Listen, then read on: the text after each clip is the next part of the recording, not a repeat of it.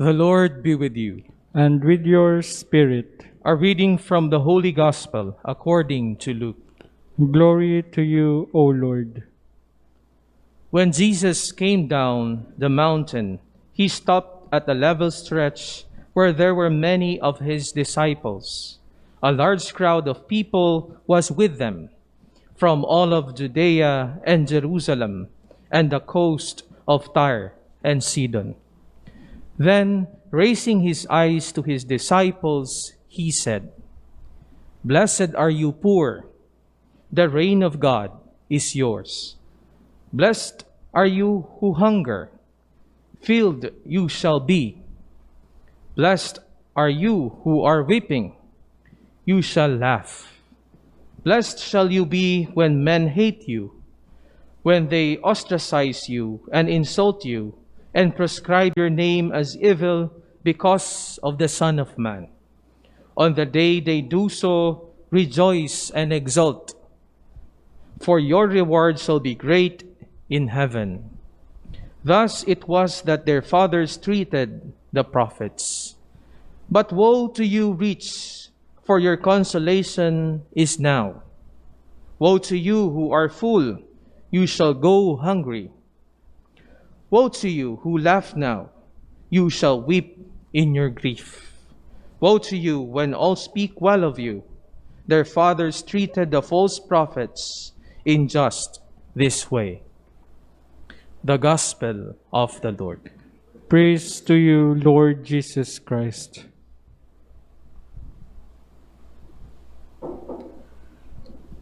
Come, Holy Spirit, bless this unworthy priest that I may share with humility and with the heart, not just with the lips. And that people who listen with their hearts, not just with their ears. Come, Holy Spirit, come, Holy Spirit. Amen, Lord, amen. Dear friends, advance Happy Valentine's Day. Paalaala po ng Valentine's Day, you have a heart. We have a heart. That this world doesn't go on just because of money or wisdom, intelligence, power. Go back to the heart, mga kapatid. And please don't belittle matters of the heart. Matters of the heart matter. So again, whatever you are, whatever you're going through, ewan ko kung anong pinagdadaanan mo this time, please go back to the heart. And there you will find God. And there you will find peace. Yes. Alam po nyo, marami kasi sinasabi na, Father, huwag na yung mga heart na yan. Pirahin na natin. Wala nang kwenta-kwenta yan. Ganun attitude. I hope that in the end, when finally, at the end of your life, sana, you will have no regrets na I was focused on the wrong things. I was focused on achievements, work of my hands, power, and I've forgotten my heart. Meron lang po akong tanong sa inyo. Many of you know the word pighati. Yun. It means yung pain, kalungkutan, pighati ng puso. You know, somebody mentioned, ngayon ko lang nalaman na ang English pala ng pighati is pork chop. Pighati. Yung pala yun. I'm 68, ngayon ko lang nalaman. Pork chop pala. What I'm saying, ito nga po, baka at the end of your life, you realize, yun pala yung meaning ng buhay. The heart. And you pursued your dreams, your vanity, your pride, and you've forgotten to go to that. That's why, napakaganda po, itong Beatitudes. Beatitudes, blessed are the poor. You know, kung walang heart, these Beatitudes, kalokohan yan. Be poor, be humble, Kalokohan yan. It's only with the heart that you can understand. The world will tell us, ano ba yan kayong mga pahambol-hambol kayo dyan, kung ano-ano. Trabaho, sumabak, bumanat kayo, gano'n. Fine, that's the world talking. But here is God telling us, He should know who we are. He invented us, created us. And He's telling us, go back to the Beatitudes. What are the Beatitudes? Beatitudes. Be, the first one that the Lord is telling us, is to be strong. Blessed are you who are poor. Mapalad pala tayo. So, pulubi kami, mahirap kami. Ang hirap ng buhay. And God tells us, you are blessed. Ang hirap maintindihan po. But this is something we have to listen with the heart. We cannot understand. Mayroon pong kwento ng isang pare. This priest was stressing. You know, sabi niya sa sermon niya, there is no money in heaven. People in heaven have no money. Useless. Money is useless. Money is useless. Those who are in heaven, they have no money. And he was shouting to the top of his voice. So don't be so vain. Wala yan sa langit. Wala. People who have no money are in heaven. Ganun. The whole congregation was quiet until there was a whisper from a little girl. Everybody heard it. Ay, Mama, nasa heaven na pala tayo, wala tayong pera. Ay, salamat. So, yun, that's the point there. Mga kapatid, salamat po at may konsolasyon. I was very touched one time. I was looking at our grotto. Meron tayong grotto dito po sa may tabi ng Christ the King Church, shrine.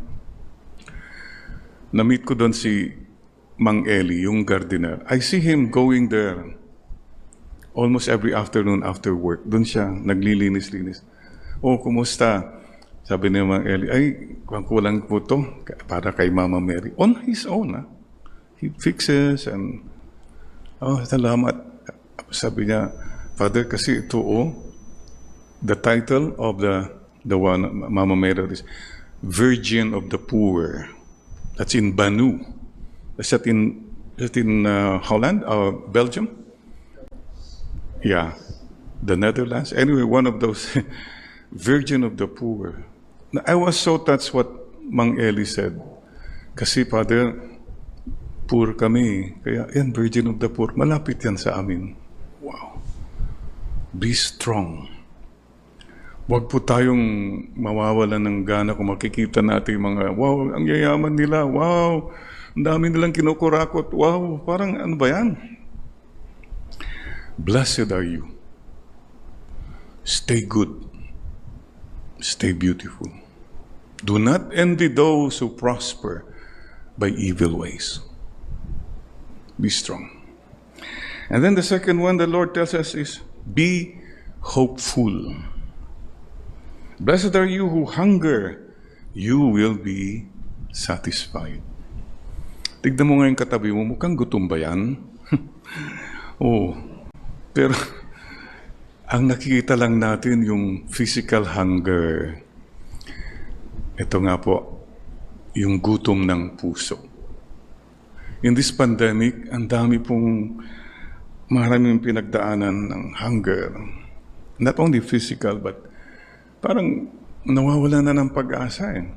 That's why all this pandemic season, all throughout, all you were preaching, sharing was hope and joy. Kapatid, ang ganda po. Again, any one of you listening now na wala na, parang nawala na ang trabaho, wala nang lahat, parang please continue to be hopeful. Do not give up. Please be hopeful. And don't give up on one another. Do you have somebody in your life na parang hopeless na to, Father? Sama ng ugali, wala na siya? No, don't. Don't give up on yourself. Don't give up on us. Don't give up on our country, our people. There is hope. Beatitudes. Listen with your heart. You listen with your logic, ang hirap ko niyan eh. But hold on to hope, mga kapatid. The third beatitude for us is be joyful. Blessed are you who weep. Someday you will laugh. Naku, what a beautiful reminder. Walang forever na kalungkutan. Tears dry up, Wala namang tuloy-tuloy ang tears. God, in His wisdom, in His own time, will wipe away the tears. So please, grieve if you must. Many of us lost a loved one. But then, it's only for a while, because we will meet again. My dear friends, sana po, huwag kayong mawawalan ng pag-asa. And to be joyful. O anong atmosphere ng buhay mo right now as you listen? Joyful ba? O sorrowful? Glorious? O luminous? Baka ikaw ang killjoy. In the family, please don't kill the joy. You have to build up. Contribution tayo lahat to make that joy, the flame of joy, keep on burning. Huwag po natin patayin ang pag-asa. There's a beautiful line, friends. What are friends? Friends, they cherish each other's dreams. They're kind to each other's hopes. Something like that. So be joyful. Paano yung mga magba-Valentine's bukas? Father, kami ay kasamahan ng mga walang Valentines. SWV. Samahan ng mga walang Valentines. Mayroon, wala pong nasisiro sa love life. At kahit na po sirong-siro na sa mundo, there is always the love of God. Please don't give up. There are a lot of things bothering us right now. I don't know. Well, pandemic is, tignan nyo, akala natin di matatapos, patapos na. There's always hope.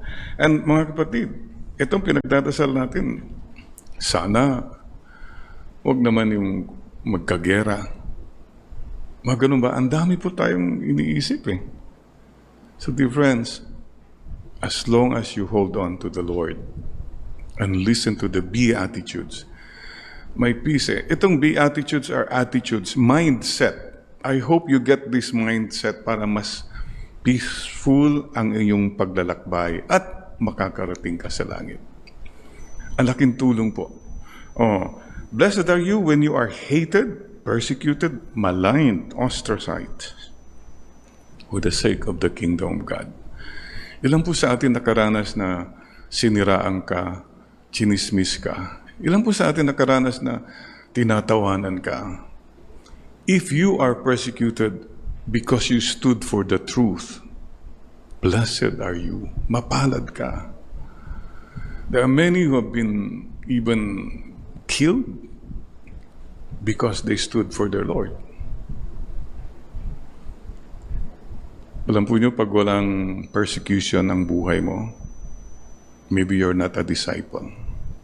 If everything is nice, people talk nice about you, kung ganun ka, maybe you're just pleasing the crowd. You're not pleasing God. So, dear friends, I remember Mama. There were times when I was a little boy, sabi ko, Mama, bakit ang yayabang yung mga kaklase namin? May mga mayayaman doon na mga ganun sila, parang binabaliwala lang. You all experienced that. And I remember what Mama and Papa always told us. Jerry, hayaan mo lang yan. Anak, merito. That's the word they use. Merito. Merit. That when people hurt you, persecute you, uy, merito mo yan. God is blessing you.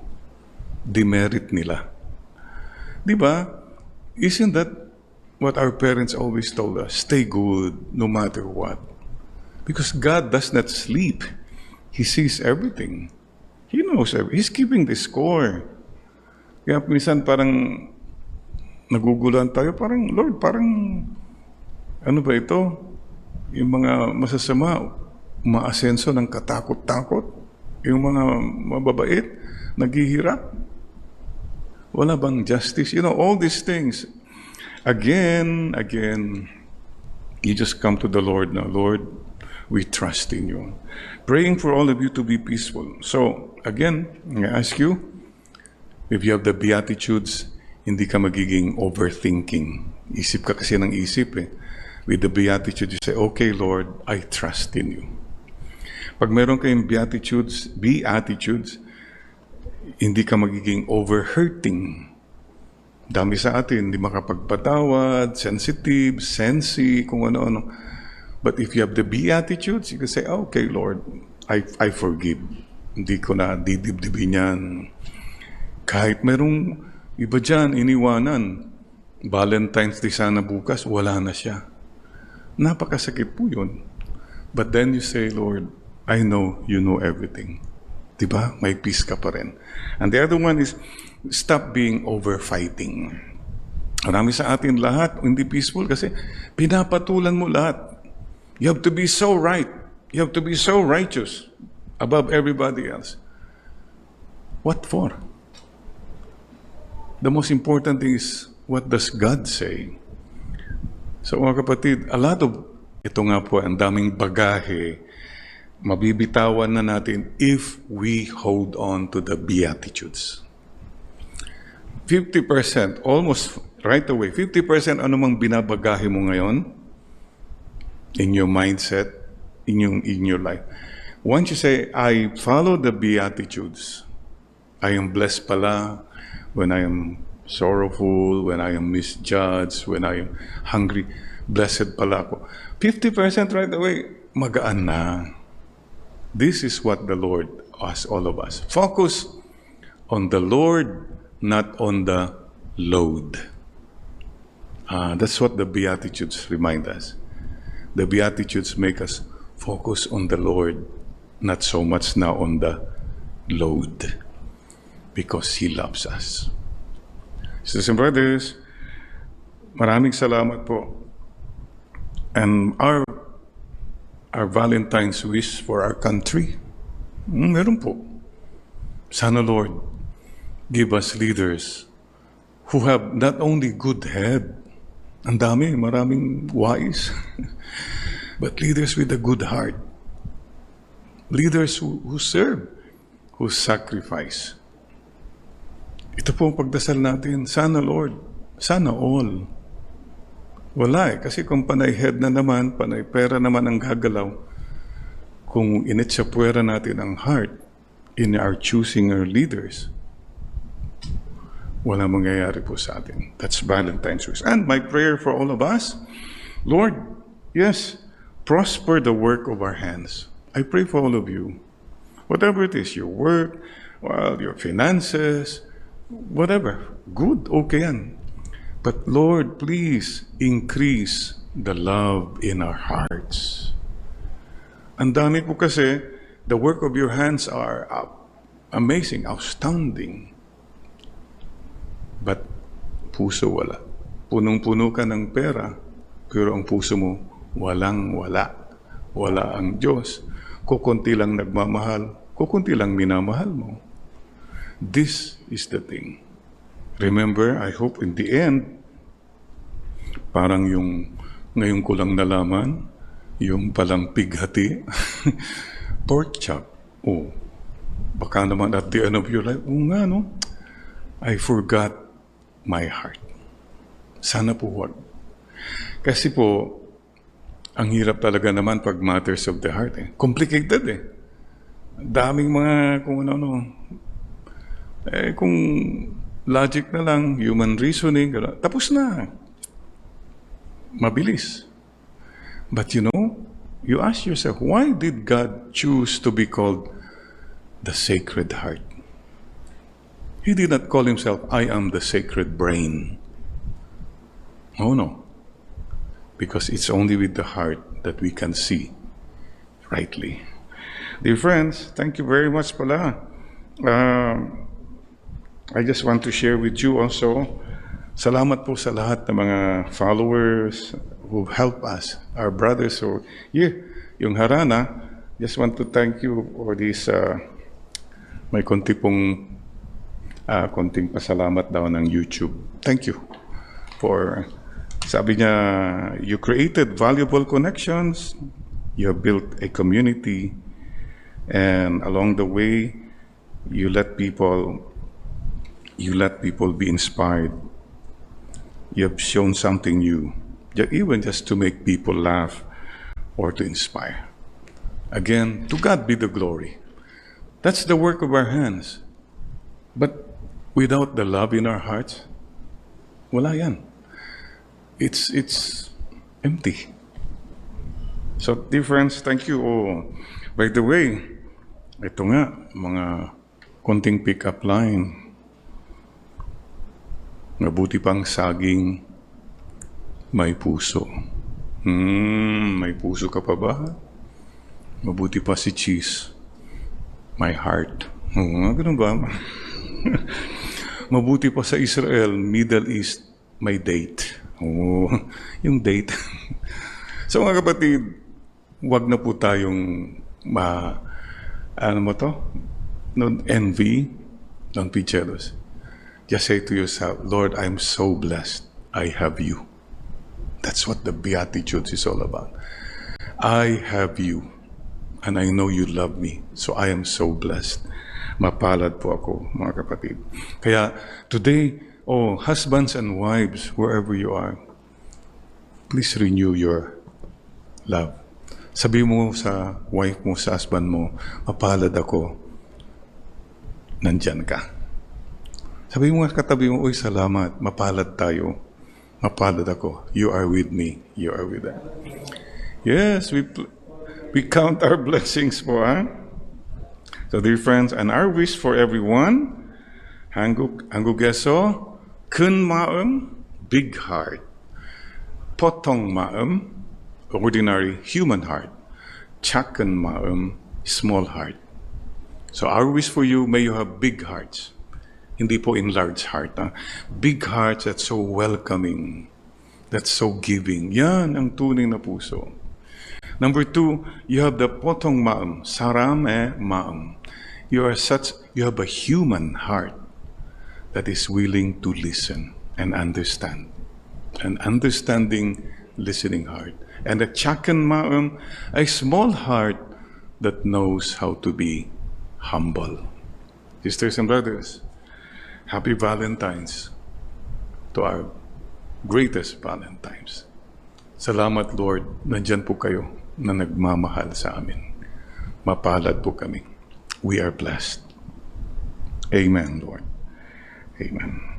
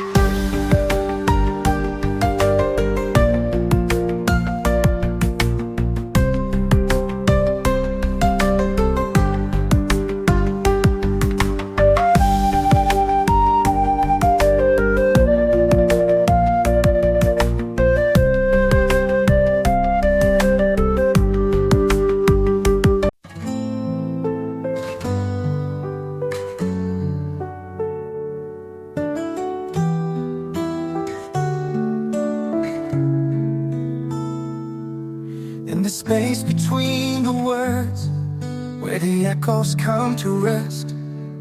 There's a sound that's never heard, and it carries in the chest.